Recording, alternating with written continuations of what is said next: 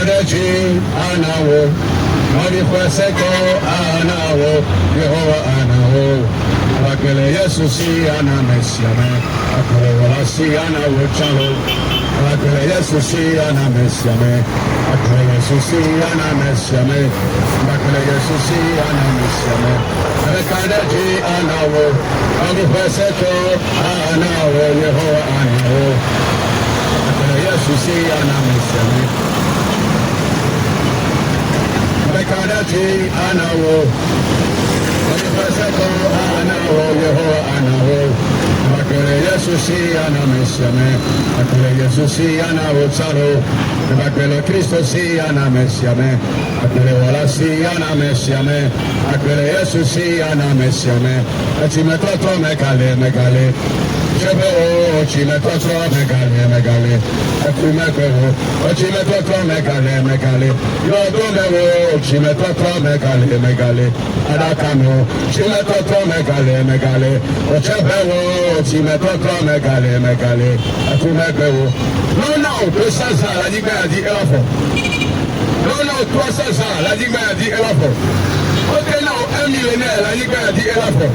Pour le coup, il est question d'éternité. Et il y a des gens qui ont fait peut-être c'est Mavamavokali. Il y a du Tokoko, Mavamavokali. Et il y a Tata Yao, on est le coup de go. Car que la Ligue a dit le pouvoir, quand même, il a atteint la Nopéro d'Arène ou Louvre. Et il y a le Sayameke, le Sekbenia, ou Tata Klika, ne venir à Afrique ou Louvre dans le coup de Kéa, ne n'atteint el Shaya be Gotoko, et Kemogademo, et les corps comme les mains.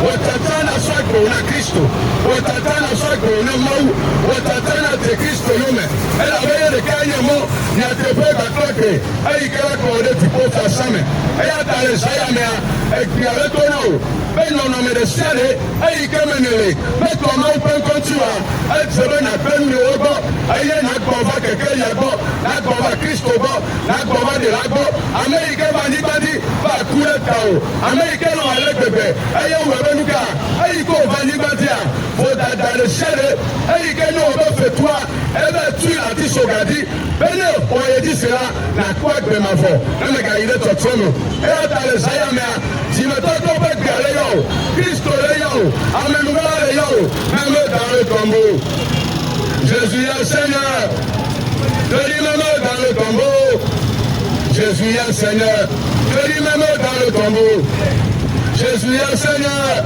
je dis même dans le tombeau, oh Jésus est le Seigneur, et il go, car il me gueule au cou, lorsqu'il faisait 4 jours dans la tombe, il n'a pas spécialement appelé le nom de Marthe, n'a pas spécialement appelé le nom de Marie, mais il a appelé le nom du cadavre.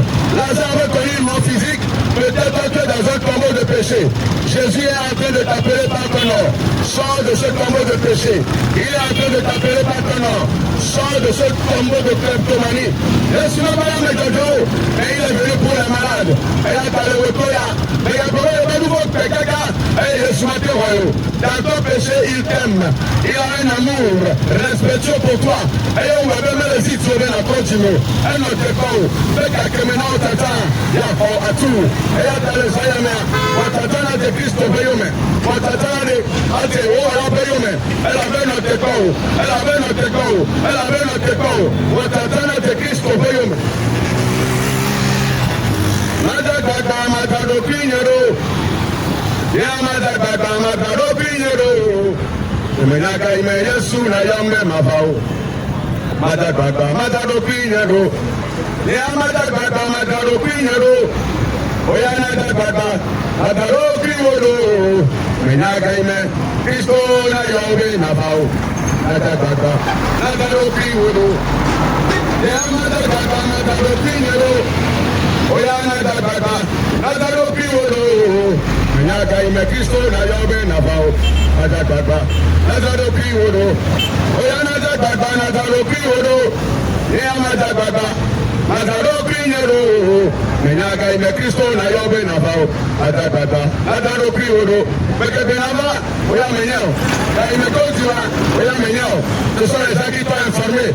Ndeka Benimena Kristo na yo, elle peut se sauver yawa, na te ile tipo za samia, elle peut se sauver Kristo na le samia, na te ko Yamia, Eata Taropioro, Ofoya Taropioro, Anania Taropioro, Anania Taropioro, Pastor Taropioro, Pastor Taropioro. Le titre ne sonne pas, le titre ne sonne pas, mais c'est le comportement de vie. Quand vous faites le choix de prendre Jésus comme Seigneur sur le personnel, et vous faites le choix de faire la volonté de Dieu, merveilleux est qu'il y a quelqu'un comme qui peut faire ça. Et là, tu as les Ayamia, notre Akoro, une question que notre Akoro, elle avait mené à Imeko d'ailleurs, elle avait mené à Imeko d'ailleurs. Un jour viendra, nous quitterons la terre. Un jour viendra, tout le monde mourra. Nous irons tous devant Dieu pour être jugés.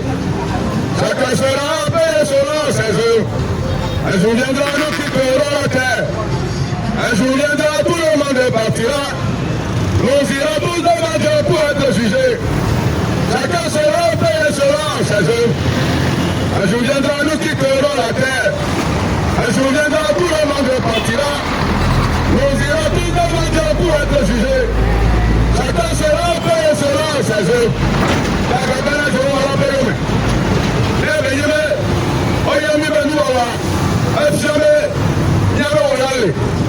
On nous a appelé créatif parce qu'il y a un créateur. Aïe, Maou nous sommes catastrophes. Jésus Christ. Aïe, on met la nique à dit. Aïe, t'as un TV. Un nous, on est nous. Un nous, on l'a bien en nous. Aïe, t'as le retour, t'as papa, t'as dit Christ. Aïe, n'a qu'un garçon, après toi, va faire là. Elle avait deux que faire, il a que faire. J'ai quitté une position A pour une destination B. Mais quand tu mets une croix sur le chemin, tu ne peux pas arriver à la destination. Donc nous sommes sur la terre, pour arriver à la destination de le Père, il faut emprunter le chemin Jésus. Donc c'est le chemin Jésus qui amène vers Dieu le Père. Et quand vous voyez comme Galio, il est le seul, l'unique, et il a été croyé, mais il faut faire une coulée. Donc Dieu le Père est considéré comme une destination. Donc nous sommes à une position A pour aller à une destination de le Père. Et que Benimena, à que tant que il n'a pas na Christ la Kome, avec moi, et la Koine, il faut faire avec Dieu.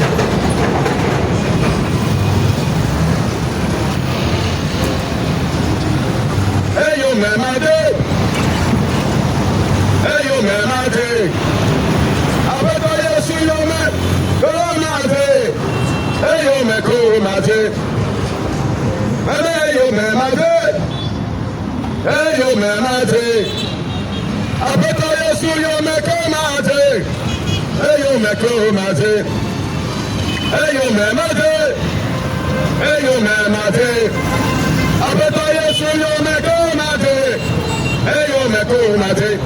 Quand on parle du salut, on parle de quoi? De quoi commérer? De la délivrance de la mort du péché. Et la vie éternelle en Jésus-Christ. La délivrance de la mort et du péché. Et la vie éternelle en Jésus-Christ. Pour la délivrance, ça n'a pas amené à que le tabac et le Christ va dire que le nouveau va être confronté au nouveau bassine. Alors, tout bassine.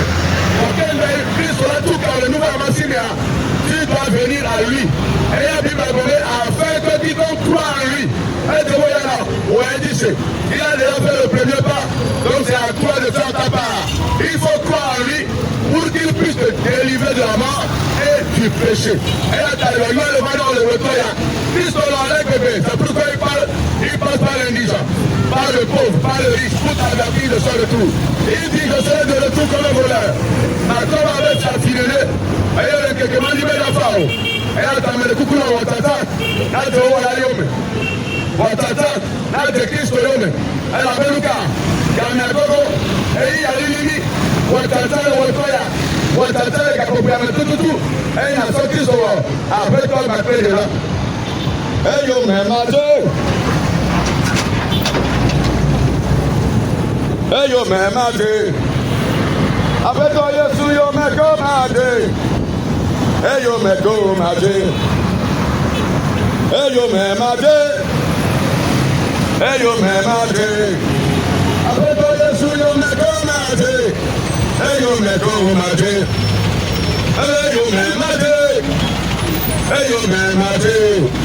Abeto Yesu yo me go maje, hey yo me go maje. Quelqu'un me m'a descend, quelqu'un me m'a imagé, quelqu'un me m'a cassé. Et il y a bien nous aider, on est le plus haut. Ce sont de très bonnes questions. Mais la question première, la question principale, tu l'as oublié. Après ma mort, où ira mon âme?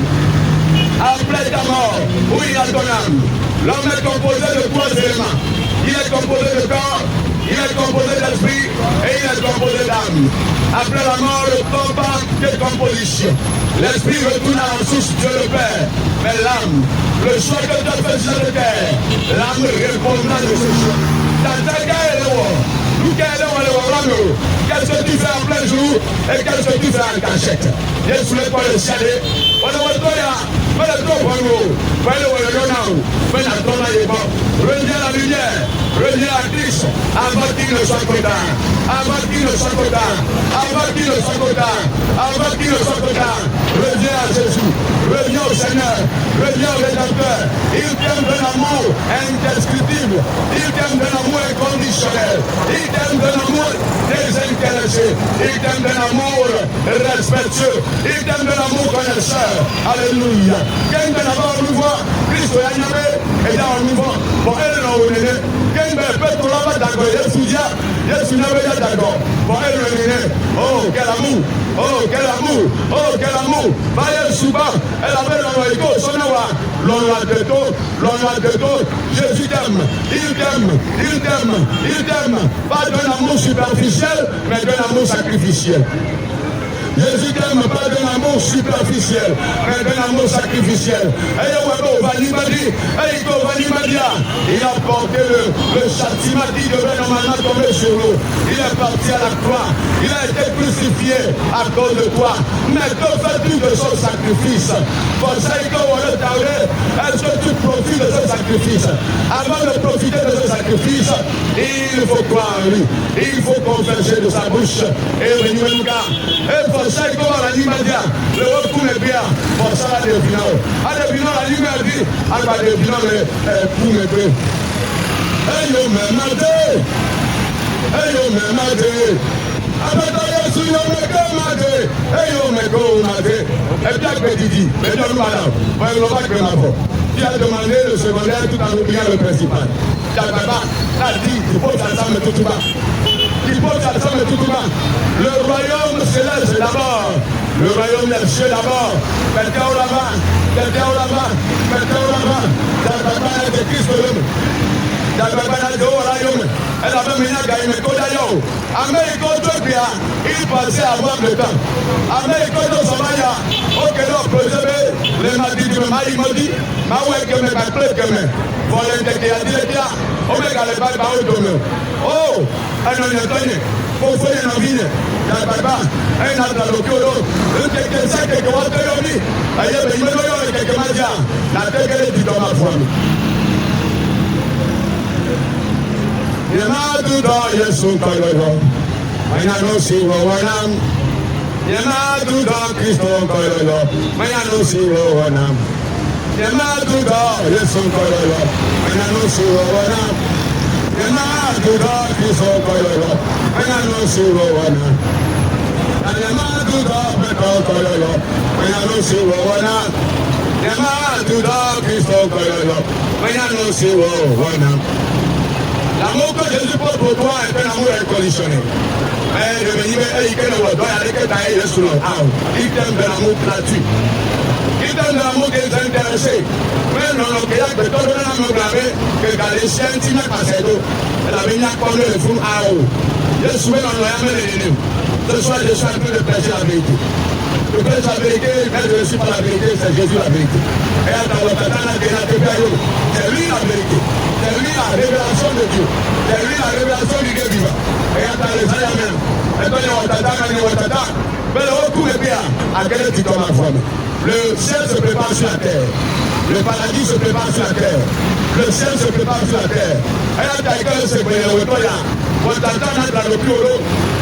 Mais là, quelqu'un m'a dit, à tel corps pour me les, et tu poses ça. Quelle maladie tu poses ça, mais à demain, on t'entend la nuit, on ne va pas donner l'eau à la cam. On ne va pas donner l'eau et on donne.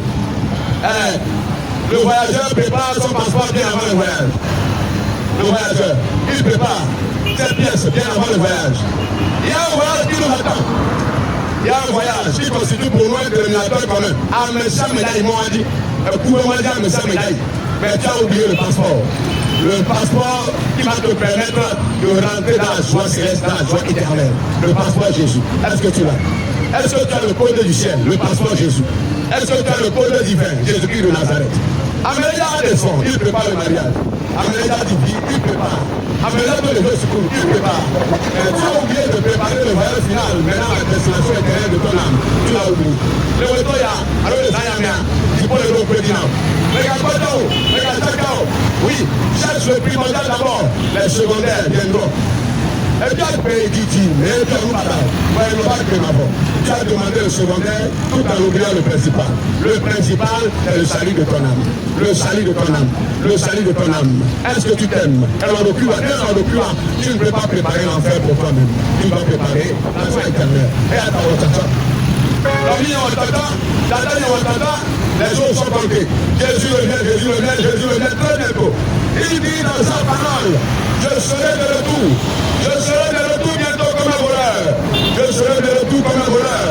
Et la caractéristique principale du voleur, tu la connais, je la maîtrise. Le voleur ne prétend jamais le voler. Le voleur ne prétend jamais le voler. Jésus dit, je serai de retour comme un voleur. Il viendra à l'improviste. Ça ne sera pas une surprise pour les chrétiens, mais pour que cela ne te soit pas une surprise désagréable, je te lance un appel. Je te lance un appel solennel à la repentance. À la repentance. À la repentance. Reviens à la lumière. Reviens au Seigneur. Reviens au Créateur. Reviens à la lumière. Il t'espère. Jésus t'aime encore. Jésus t'aime encore. Jésus t'aime de l'amour profond.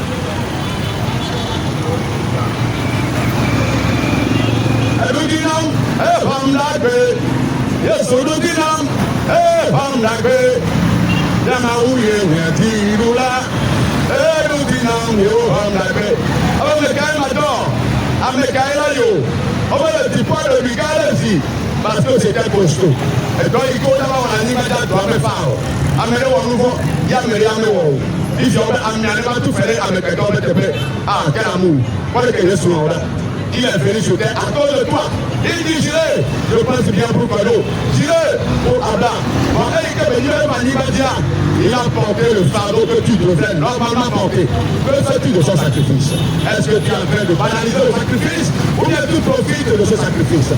On t'attend les Ayamens. On t'attend les Ayamens. On t'attend les Ayamens. Et il a dit, oh, Ayamens. Jésus t'attend, Jésus t'attend, Jésus t'espère.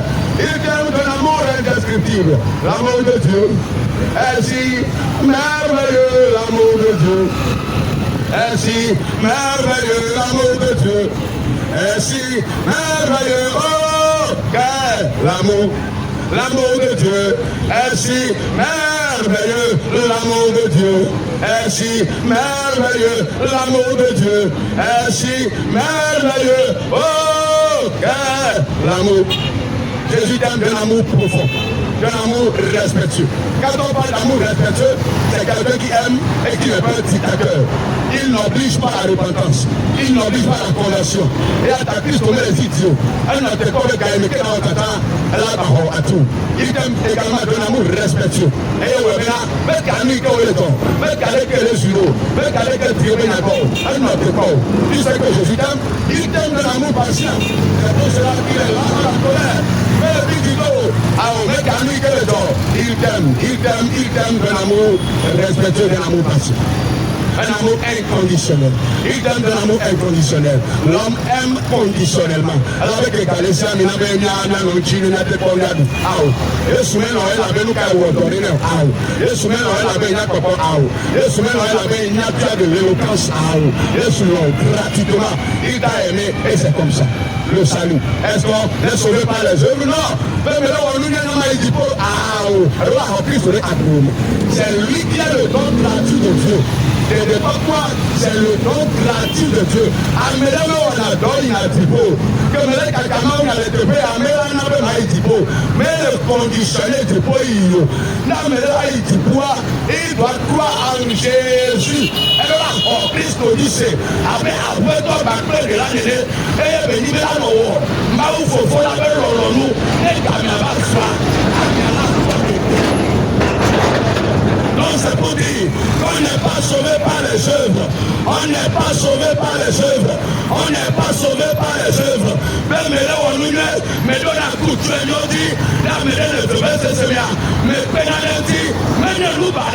c'est une très très bonne chose. Et je t'encourage à exceller dans cette œuvre.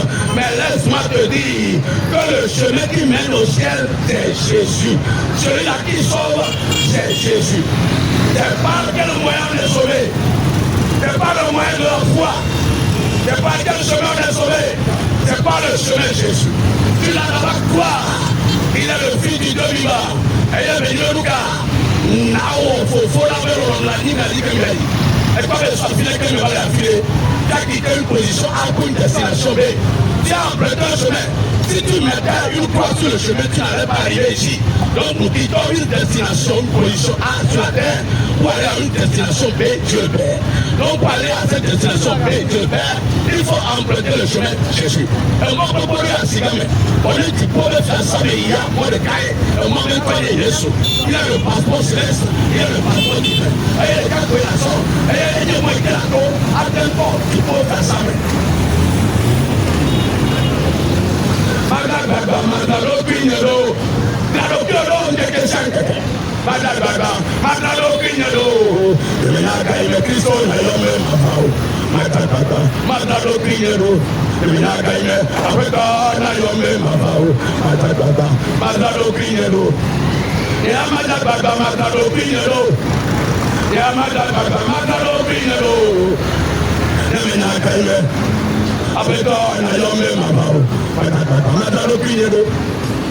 L'argent est bon, les richesses sont bonnes.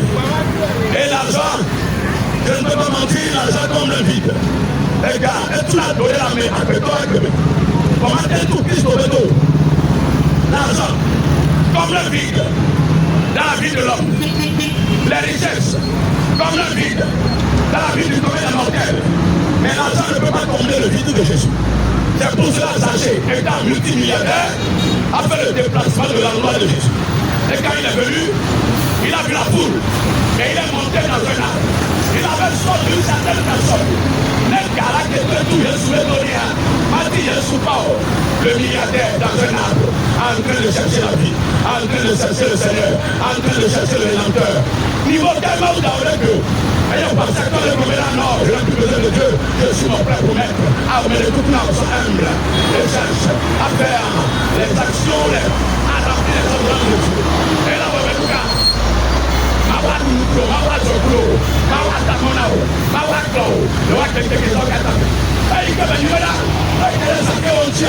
Lorsqu'il a rencontré, il a dit que seul là.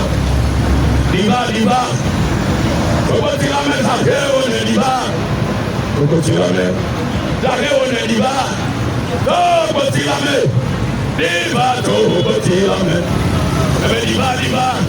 Pourquoi tu la mets à faire on est diva? Pourquoi tu la mets? D'ailleurs on est diva. Pourquoi tu la mets? Diva, pourquoi tu la mets? Et que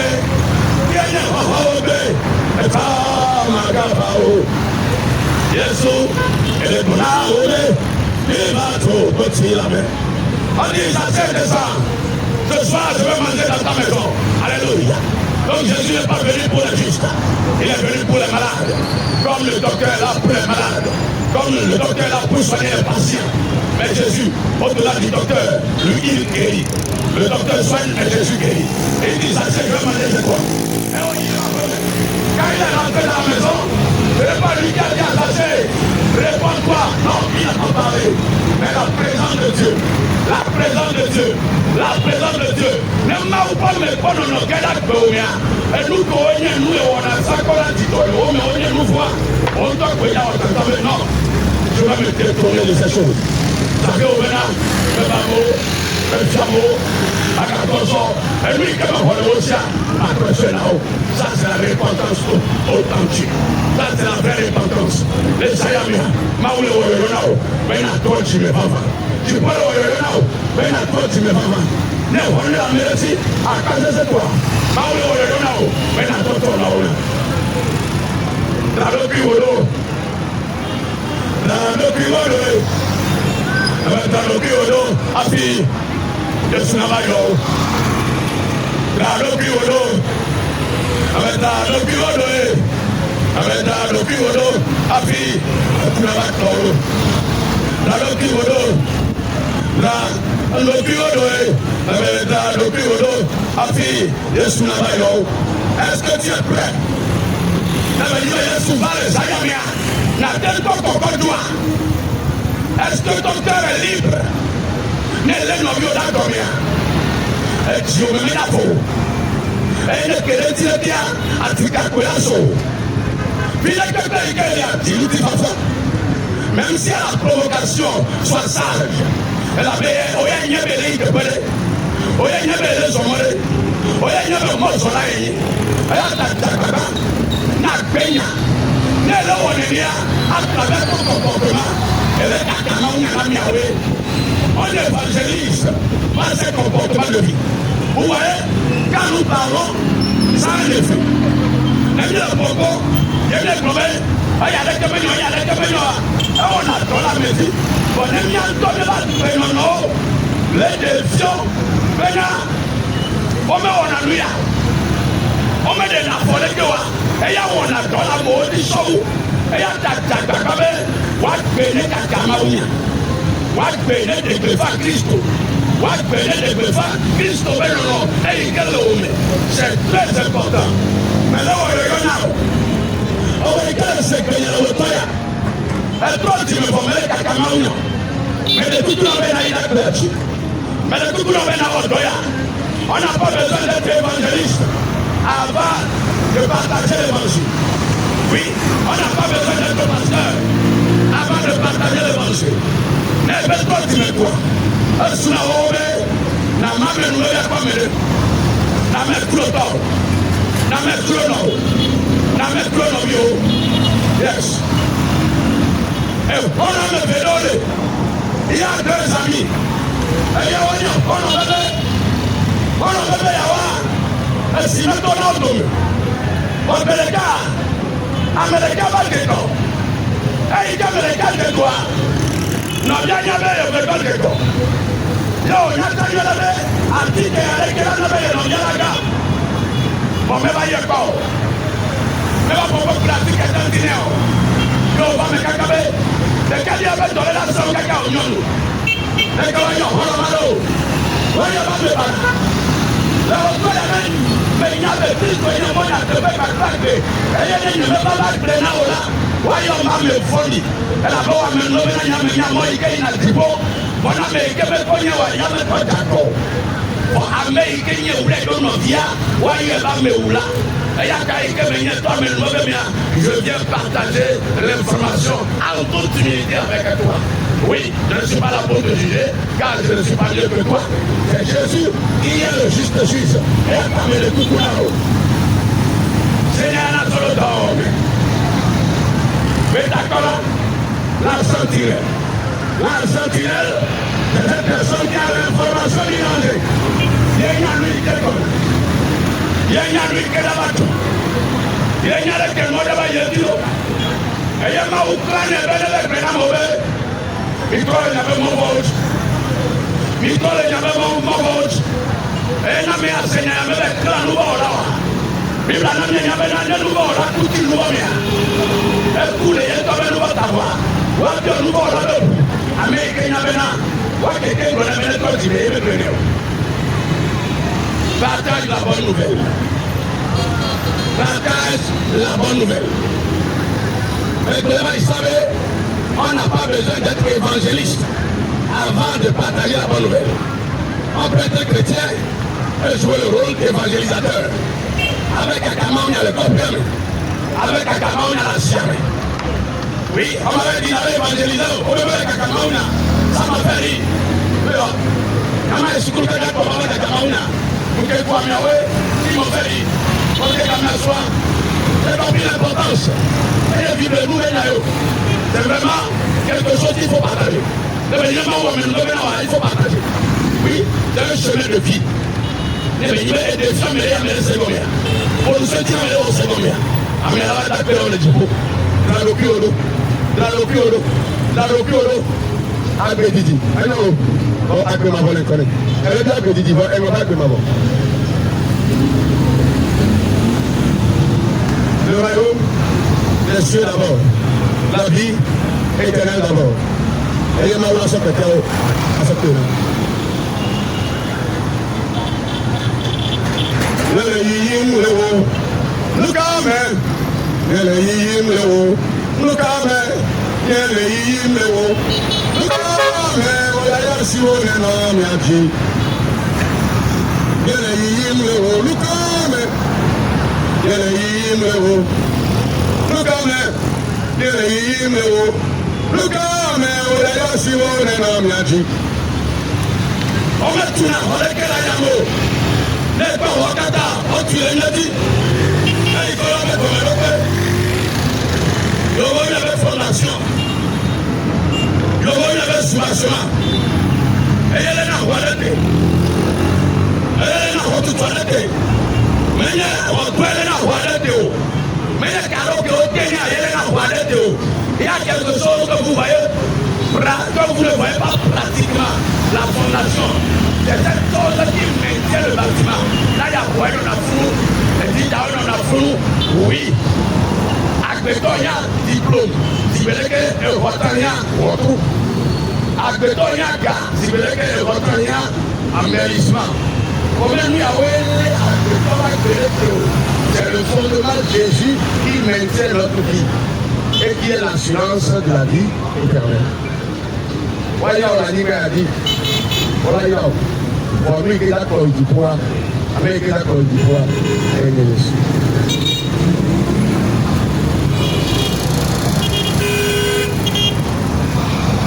Jésus, si on a mis jamais. Aquel Cristo, si on a mis jamais. Aquel Jésus, si on a mis jamais. Aquel Wala, si on a mis jamais. Aquel Jésus, si on a votado. Aquel Jesús sí a me llamé. América se na ahora. Watonya hotel dobla. América si bebe. América jadam.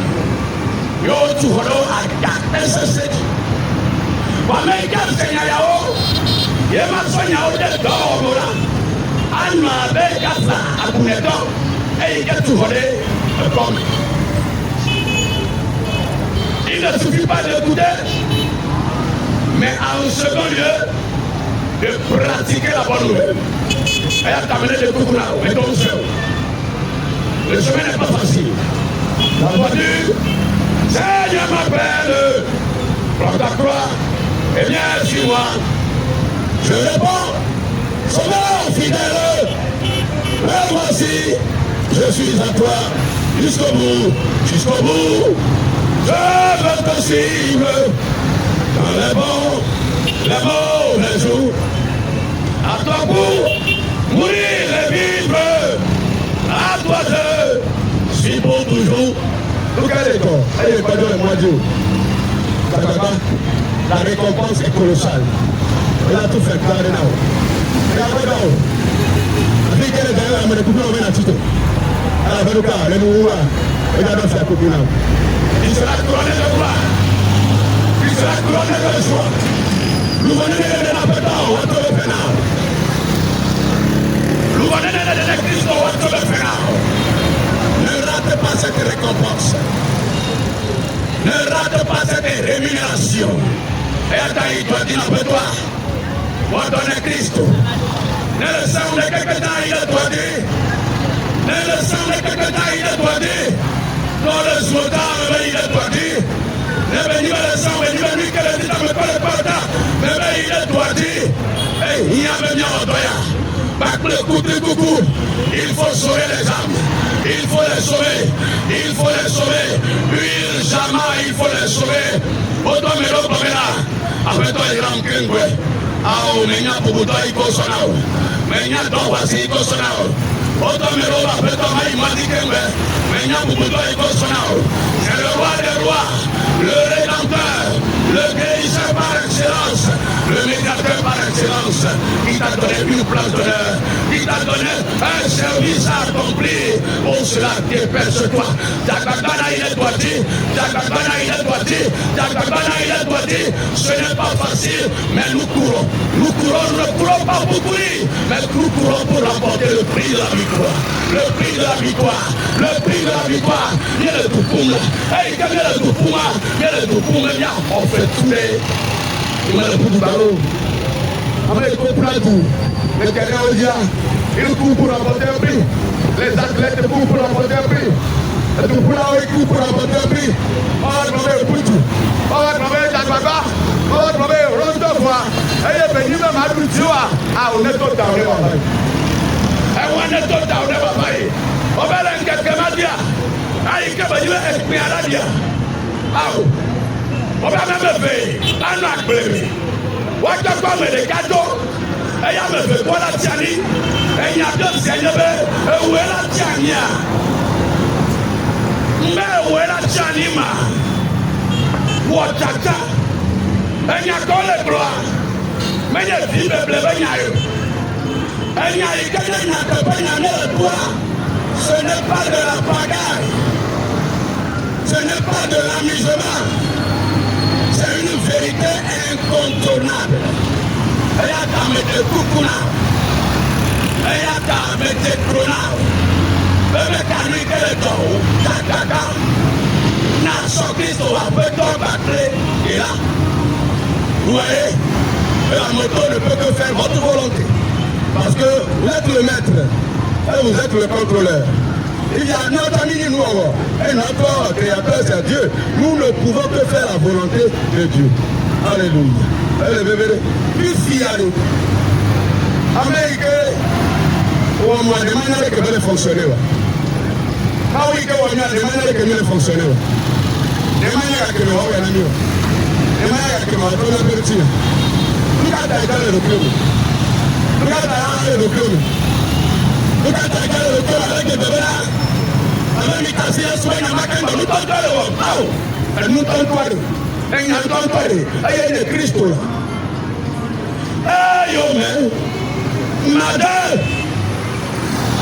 Hey yo man. Yamadelo. Abatalia suya mekamade. Hey yo man, go made. Hey yo man, made. Hey yo man, made. Abatalia suya mekamade. Hey yo man, go made. Mekamado. Oh yami bebe. Oh yami.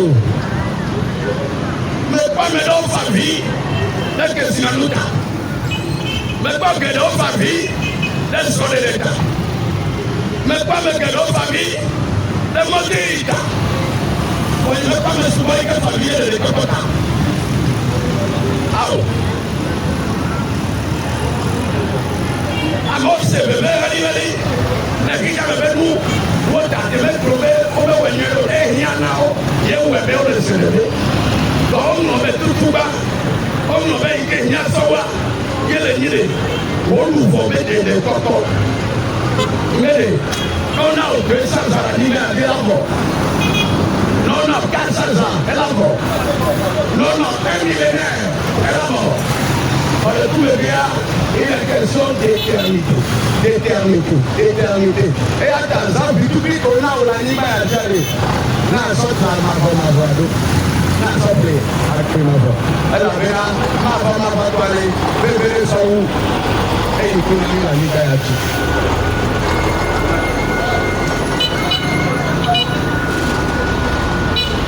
Alors, merci à mec, attendez la gaou. Yesuna, merci à melo, attendez la gaou. Alors, Amérique, attendez la gaou. Yesuna, merci à melo, attendez la gaou. Alors, merci à melo, attendez la gaou. Yesuna, merci à melo, attendez la gaou. Notre Dieu, c'est le garde. Mais il y a un oubio. Je vais expliquer.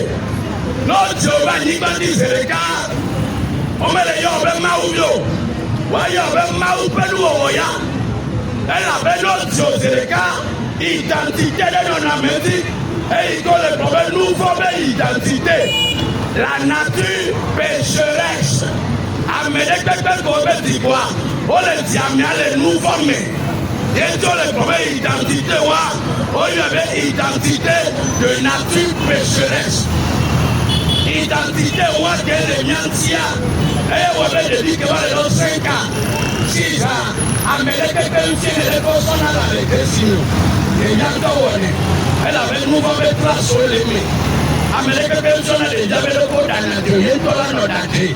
Conséquence du péché originel à elle devient si jamais les nuances identité que nous avons, identité de nature pécheresse, identité où on proclame il y a identité enfant de Dieu, et il proclame les typos ensemble.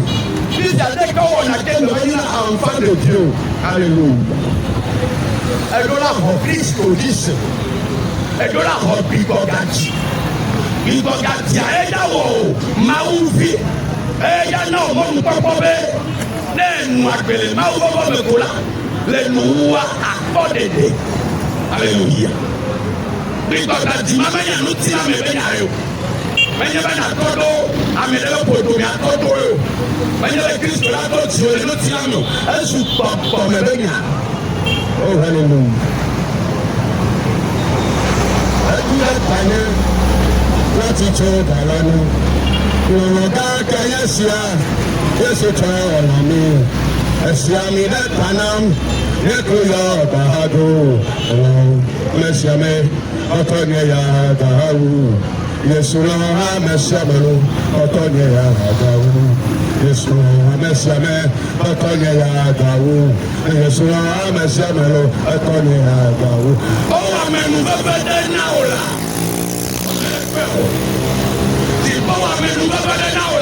Comme les deux questions, Kakeme, Amodo le problème, Afromel et Osua, Oyele Sanoube, il ne pas son parado. Oh, Amen, Amedo le problème à quel aussi la meilleure. Oyade, Oni rêve n'a mais d'eau pour Mounion. Camoro et Jacabale, Oye, Mohamed aussi le meilleur Miané. Maintenant, si bébé nous suit l'année, ok, mais nous connaissons une vie pour voir. Et nous ne pas même dans le bateau. Et nous qui les gars, et nous avons qu'un peu. Oh, Jésus l'eau. Le Christ l'eau. Amour le candidat du vient. Oh, ma vie. Bébé cessé. Bébé cessé, bébé cessé, bébé cessé. Amen, nous bébé là, amen, nous bébé là. Maou, amen, nous bébé là. Pour les que bébé, elle a foqué là. Pour les que bébé, elle a foqué là. Pour les que bébé, elle a son là. On doit faire son à nous. Il y a bébé, Américain, quelqu'un vime. Américain, mettez le son. Et va donner ça, mais nous bébé, qu'elle soit. Et bon, me fait nous. Aou. Aou. Aou. Merci à mes nouvelles communes. Mais que je merci à mes nouvelles communes. Et il y a quelqu'un qui me dit, oh, le coq à mon bassi, le gars s'il dit, il y a mon bel sourd la vie. Le Christo connaît la vie. Le César, la pas le fiat, ça pas le fiat. Et oh, pour le dire, il n'y a pas de mais le coup, on va le tuer. Elle avait une sortie, elle va y avoir le peur.